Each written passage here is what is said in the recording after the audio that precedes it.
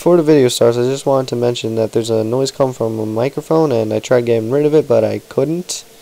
So I just had to keep the original narration in there, and I placed an order on a new microphone, and I should get it later on in the week. I'm hoping that it'll be so much better than the one I have right now, and maybe I'll do a review on it in the future. So without further ado, here is the video. What is going on YouTube? Today I got a UU match against a guy who goes by the name of Blastflosion on the Smogon Wi-Fi battle finder, and I looked him up on YouTube to see if he had a channel, but he doesn't have a channel. And but I did see a lot of videos that you know, other people posted up of him battling him, if that makes sense. But looking at his team, I see that his possible lead is Rourke or Empoleon. Giratina, I guess, would be a possible lead too, but I don't know. It seems likely to either do Rourke or Empoleon, because Empoleon can set up rocks and Rourke can just U-turn out, or he can illusion trick me. But since I know those are two viable options, then I just figure I'm gonna lead off with my Flygon, because I can just Earthquake and scare him out if it's Empoleon, or if it's Rourke, I could just U-turn. And if it's anything else, I can just still U-turn out because I'm Choice Scarfed. So anyway, with that being said, let's get into the battle.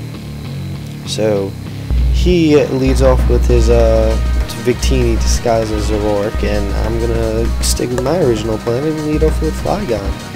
And I'm going to stick with my plan, and I'm going to U-turn out, because yeah, I mean, it could have been his Rourke, and it was his Rourke, so I actually still don't know if that was his Rourke, because I don't know. Anyway, he sent in Porygon 2 to take the U-turn, and he does take the U-turn, because this thing is just such a defensive and special defensive monster with Eviolite.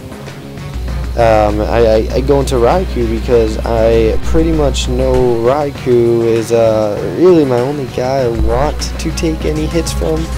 This guy, I mean, if I could switch into Empoleon, but Empoleon would be a stupid move because he could just Thunderbolt on me, and anybody else really would not be a good move. It would not be a good switch in. I mean, Sceptile, I guess, but he can just Ice Beam and kill me in one hit. So anyway, thinking all that, I have to send out my Raikou. Looking at how much damage that did, I just have to fodder out this Raikou.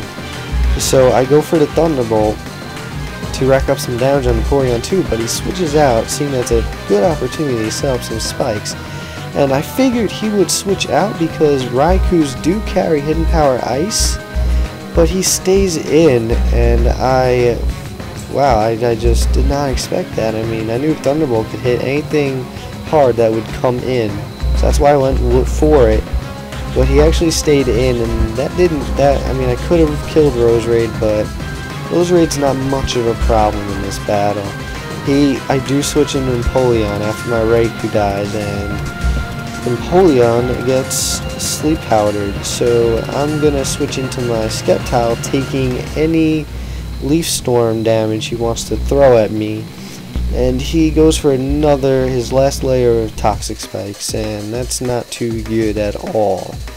So I go for the Substitute, predicting him to switch out because he's a Grass type. He's not gonna have much to do to me. I mean, he could Sludge Bomb, but I don't know. So I do Substitute, thinking he could switch out, and he doesn't. He goes for Hidden Power Fire, most likely. And I'm like, oh, okay, well, whatever, because I had a sub up, it doesn't really matter. And he stays in again, so I'm like, he was probably just going to fodder this thing out anyway. And, you know, Sceptiles do carry Hidden Power Fire, so he either didn't know that, forgot about it, or just wanted to fodder his Roserade out. So I'm going to switch out, knowing that I can live one more turn of toxic if I decide to come in. And I'm going to switch into my Flygon because I really don't know. I don't know. I guess because he could have just Earthquake down anything he wanted to, or U-turn out. I mean, I guess he was really my only switch in. So he goes into his Empoleon, and I'm surprised he didn't switch out. I mean, I guess he wanted to fire his Empoleon out rather than sending his Porygon 2 to take the Earthquake, because Porygon 2 is his only guy who can take that Earthquake well. So I go for another one, and I just made a lousy play right here.